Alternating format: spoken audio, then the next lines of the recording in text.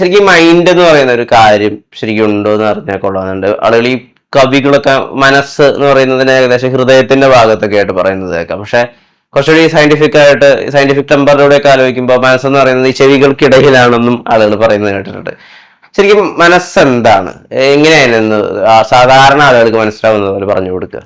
Brain എന്ന് പറയുന്നത് നമുക്കറിയാം ബയോളജിക്കലി ഉള്ള കാര്യമാണ്. മനസ്സ് അല്ലെങ്കിൽ മൈൻഡ് എന്ന് പറയുന്നത് എനർജിയാണ്. അപ്പോ നമ്മളെ ഇമോഷണൽ ബ്രെയിൻ, ഇമോഷണൽ മൈൻഡ് എന്ന് പറയുന്നത് ഇവിടെയാണ്. ഹാർട്ട്, നമുക്ക് ഫീലിങ്സും എല്ലാം വരുന്നത് എവിടെയാണ്. ഒരാളോടുള്ള സ്നേഹം വരുന്നത്, കണക്ഷൻ വരുന്നത്, ഒരാളോട് നമുക്കൊരു എഫെക്ഷൻ വരുന്നത് ഒക്കെ ഇവിടെയാണ്. ഇമോഷണൽ ബ്രെയിൻ ഇവിടെ, ഫീലിംഗ് ബ്രെയിൻ ഇവിടെ, അതായത് ഗട്ടിലാണ്. ഫിയർ വരുമ്പോ, ആങ്സൈറ്റി വരുമ്പോ ഒക്കെ നമുക്ക് ഫീൽ ചെയ്യുന്നത് ഗട്ടിലാണ്. ഇന്റലിജന്റ് ബ്രെയിൻ അല്ലെങ്കിൽ ഇന്റലിജന്റ് മൈൻഡ് എന്ന് പറയുന്നത് ഇവിടെയാണ്. അപ്പോ കൂടുതൽ ആളുകൾ അല്ലെങ്കിൽ നമുക്ക് 75% നമുക്കുള്ളത് ഇമോഷണൽ ബോഡിയാണ്. 25% മാത്രമേ ഫിസിക്കൽ ബോഡിക്ക് ഇമ്പോർട്ടൻസ് ഉള്ളൂ ശരിക്കും. പക്ഷെ ആളുകൾക്ക് അത് അറിയില്ല. കാരണം നമ്മളെ ഈ ലൈഫിലോട്ട് ഡ്രൈവ് ചെയ്യുന്നത് നമ്മൾക്ക് ഫീൽ ചെയ്യുന്ന ഇമോഷൻസ് ആണ്. അപ്പോ ഏതൊക്കെ ഇമോഷൻസിലൂടെയാണോ നിങ്ങൾ ഒരു ദിവസം കടന്നു പോകുന്നത്, അതിന്റെ സം ടോട്ടലാണ് നിങ്ങളുടെ റിയാലിറ്റി എന്ന് പറയുന്നത്. ഒരാൾക്ക് ഒരു ആത്മനിയന്ത്രണം ഉണ്ടാവുക എന്ന് പറയുന്നത് അയാൾ മനസ്സിനെ നിയന്ത്രിക്കുമ്പോഴാണോ? ആത്മനിയന്ത്രണം എന്ന് പറഞ്ഞാൽ കൺട്രോളിംഗ് അല്ലേ? അതെ. കൺട്രോളിംഗിൽ ഞാൻ വിശ്വസിക്കുന്നില്ല. നമ്മൾ കൺട്രോൾ ചെയ്താൽ നമ്മൾ ഇമോഷൻസ് സപ്രസ് ചെയ്യാ ചെയ്യുന്നത്. അത് റിലീസ് ആവുന്നില്ല. അത് ബോഡിയിൽ എപ്പോഴും ഉണ്ടാവും ആ എനർജി. അത് എപ്പോഴാണ് നിങ്ങൾ റിലീസ് ചെയ്യുന്നത്, അപ്പൊ നിങ്ങൾ ഇമോഷണലി ഫ്രീ ആയി.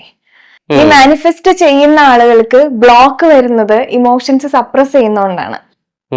ഇമോഷൻസ് നിങ്ങൾക്ക്, അതായത് പണ്ട് തൊട്ടുള്ള ഇമോഷൻസ്, ട്രോമ, ഇതൊക്കെയാണ് എനർജി എന്ന് പറയുന്നത്. ഈ എനർജി നമ്മൾ റിലീസ് ചെയ്യുമ്പോഴാണ് മാനിഫെസ്റ്റേഷനുള്ള സ്പേസ് ഡോർ ഓപ്പൺ ആവുന്നത്. അപ്പോ ആ റിലീസിങ് നടന്നു കഴിഞ്ഞാല് ഇപ്പൊ നിങ്ങൾ അബൻഡൻസിന് വേണ്ടി അഫർമേഷൻ പറയുന്നു, അല്ലെങ്കിൽ I am a money magnet എന്നൊക്കെ അഫർമേഷൻ പറയാണ്.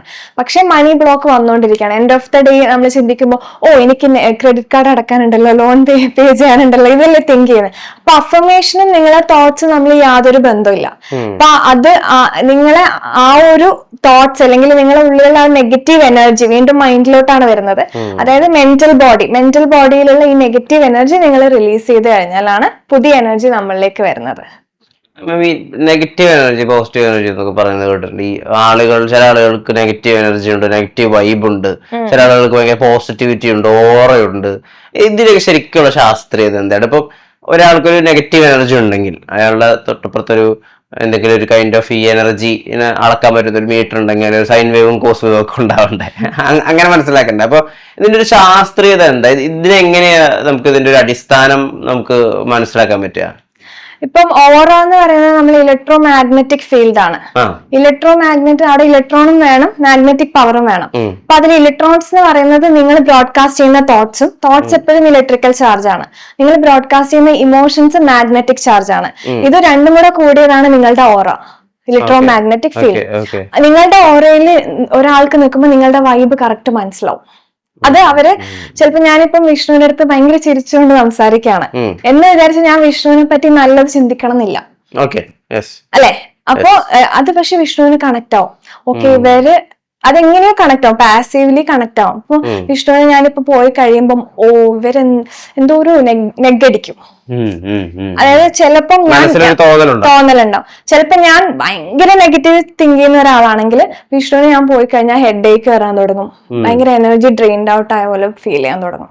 അതാണ് ചില ആളുകളുടെ പ്രസൻസ് നമ്മളെ ഡൗൺ ആക്കുന്നത്. ചില ആളുകൾ വീട്ടിൽ വന്ന് പോയി കഴിഞ്ഞാൽ നമുക്ക് പെട്ടെന്ന് തലവേദന ഒക്കെ വരാൻ തുടങ്ങും. അപ്പൊ അത് ചിലപ്പോ നമ്മളെ പറ്റി നെഗറ്റീവായിട്ട് ചിന്തിക്കുന്നതാവാം, അല്ല അവരെ പറ്റി തന്നെ എന്തോ നെഗറ്റീവ് എനർജി അവിടെ നമ്മളെ ഫീൽഡിൽ സ്റ്റക്ക് ആയിരിക്കും. അപ്പൊ ഒരാളുടെ പോസിറ്റീവ് എനർജി എങ്ങനെയാ നമ്മൾ നിർവചിക്കുക? പോസിറ്റീവ് എനർജി എന്ന് പറയുന്ന ആളുടെ പ്രസൻസിൽ നമ്മളും കൂടെ ഹാപ്പി ആവും.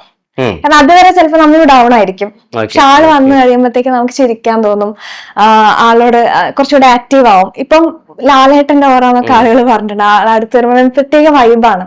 അതുപോലെ ഒരാള് നമ്മളടുത്ത് വരുമ്പോൾ നമുക്ക് ആ പോസിറ്റീവ് എനർജി കറക്റ്റ് നമുക്ക് ഫീൽ ചെയ്യും. കുറച്ചും കൂടെ നമ്മളെ തോട്ട്സ് മാറും. നമ്മൾ അതുവരെയുള്ള എനർജി ഭയങ്കര ഡൗൺ ആയിരിക്കും, കുറച്ചും കൂടെ ആക്റ്റീവ് ആവും. അത് ശരിക്കും നമുക്ക് ഫീൽഡിൽ അത് റിഫ്ലക്ട് ആവും. ഒരാളുടെ നെഗറ്റീവ് ഓറ മൊത്തം കളഞ്ഞിട്ട് അയാൾക്ക് ഒരു പോസിറ്റീവായ മനുഷ്യനാവുന്ന അല്ലെങ്കിൽ പോസിറ്റീവ് ഓറ ഉണ്ടാക്കുന്ന മനുഷ്യനാക്കുന്ന അങ്ങനെ ഒരാൾക്ക് ആയി മാറാൻ പറ്റുമോ, ട്രാൻസ്ഫോം ആവാൻ പറ്റുമോ? തീർച്ചയായിട്ടും പറ്റും. ഇത് ആർക്ക് വേണമെങ്കിലും മാറാവുന്നതാണ്. ഇപ്പൊ നമ്മളെ നെഗറ്റീവ് ഓറ നമ്മൾ സൃഷ്ടിച്ചതല്ലല്ലോ. അത് നമ്മളെ ചൈൽഡ്ഹുഡ് കണ്ടീഷനിങ് ആവാം, നമ്മളെ പേരൻസ് നമ്മളെ ട്രീറ്റ് ചെയ്ത രീതി ആവാം, ചുറ്റും നടന്ന കാര്യങ്ങളാവാം, നമ്മളെ പാസ്റ്റ് എക്സ്പീരിയൻസ് ആവാം, നമ്മളെ പാസ്റ്റ് ബിലീഫ് ആവാം, പാസ്റ്റ് അല്ല പ്രസന്റിലുള്ള ബിലീഫ് ആവാം. അപ്പൊ ഇതൊക്കെയാണ് നമ്മളെ നെഗറ്റീവ് ഓറ സൃഷ്ടിക്കുന്നത്. അത് ആരുടെയും തെറ്റല്ല. ഈ പറഞ്ഞ കാര്യങ്ങളൊക്കെ നിങ്ങൾക്ക് റീനറേറ്റ് ചെയ്ത് റീപ്രോഗ്രാം ചെയ്തുകൊണ്ട് നിങ്ങൾക്ക് നിങ്ങളെ ഓറ ക്ലെൻസ് ചെയ്യാം, ഓറ നിങ്ങൾക്ക് പോസിറ്റീവ് ആക്കി മാറ്റാം. അതിന് ക്ലെൻസിങ് പ്രൊസീജിയേഴ്സ് ഒക്കെ ഉണ്ട്. ഒരാളുടെ മനസ്സിൽ ദുഷ്ചിന്തകളെയൊക്കെ അലിയിച്ചു കളയാൻ പറ്റുന്ന ഒരു അവസ്ഥയുണ്ട്. അലിയിച്ച് കളയാൻ മെഡിറ്റേഷനിലൂടെ, പല പല ഇമോഷണൽ ഫ്രീഡം ടെക്നിക്കിലൂടെ, ഇമോഷൻസ് റിലീസ് ചെയ്യുന്നതിലൂടെ നിങ്ങളെ തോട്ട്സ് മാറും, നിങ്ങളെ എനർജി കംപ്ലീറ്റ് മാറും. അത് നിങ്ങൾക്ക് തന്നെ മനസ്സിലാവും. കാരണം ചുറ്റുമുള്ള ആളുകൾ മാറാൻ തുടങ്ങും, നിങ്ങളോട് ബിഹേവ് ചെയ്യുന്ന രീതി മാറും, നിങ്ങളെ അപ്രോച്ച് ചെയ്യുന്ന രീതി മാറും, നിങ്ങളിലേക്ക് വരുന്ന ഓപ്പർച്യൂണിറ്റീസ് മാറാൻ തുടങ്ങും. ഇപ്പൊ ഒരേ രീതിയിൽ പോകുന്ന ഒരാളായിരിക്കും നിങ്ങൾ, മേ ബി വിഷ്ണുയുടെ കാര്യമല്ല, ഇത് കാണുന്ന ആരായാലും.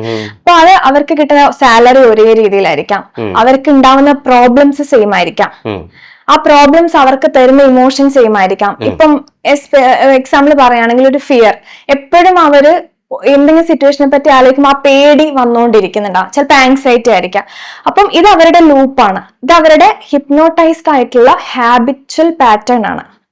അതായത് തോട്ട് പാറ്റേൺ, ഇമോഷണൽ പാറ്റേൺ, അതുപോലെ നമ്മൾ ചെയ്യുന്ന കാര്യങ്ങൾ, നമുക്ക് ഒരു ഹാബിറ്റിന് ഒരു പാറ്റേൺ ഉണ്ടാവില്ല. രാവിലെ തൊട്ട് നമ്മൾ രാത്രി വരെ എന്ത് ചെയ്യുന്നു, അതാണ് നമ്മൾ പ്രോഗ്രാം ചെയ്ത പാറ്റേൺ. അപ്പം ഇത് കംപ്ലീറ്റ് നമ്മൾ മാറ്റിക്കഴിഞ്ഞാൽ എല്ലാം പുതിയതായി വരാൻ തുടങ്ങും.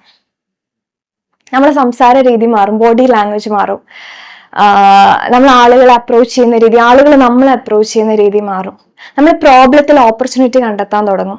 ഒരു പ്രശ്നം തന്നെ ചിന്തിച്ച് നമ്മൾ 1 വീക്കോ 1 മന്തോ ഇരിക്കാതെ സഡൻ ആയിട്ട് വിത്തിൻ സെക്കൻഡ് മിനിറ്റ് നമ്മൾക്ക് അതിലൊരു ഓപ്പർച്യൂണിറ്റി കണ്ടെത്തി, അല്ലെങ്കിൽ നമ്മുടെ മൈൻഡ് സെറ്റ് നമുക്ക് മാറ്റിയെടുക്കാൻ പറ്റും വേറൊരു പെർസ്പെക്റ്റീവിലൂടെ. ഇപ്പൊ മൈൻഡിന് 3 ഫിൽറ്റർ ആണ്, positive filter, negative filter and neutral filter.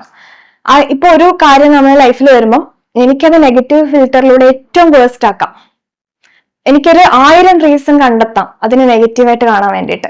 എന്തിനിത് വന്നു, ഇപ്പൊ വരാൻ പാടില്ലായിരുന്നു, അല്ലെ, ഇനി എന്താവും എന്റെ ലൈഫ്, അങ്ങനെ ചിന്തിച്ച് എനിക്ക് വെറുതെ ടൈം കളയാം. ഇതിങ്ങനെ വന്നു എന്ന് വെച്ചാൽ നാളെ അങ്ങനെ ആവണമെന്നില്ല. അപ്പൊ ഇതിൽ നിന്ന് എനിക്ക് ഇങ്ങനെ ഒരു ലെസൺ കിട്ടി, ഈ ലെസൺ എനിക്ക് ഫ്യൂച്ചറിൽ എന്റെ ഗ്രോത്തിന് ആവശ്യമാണ്.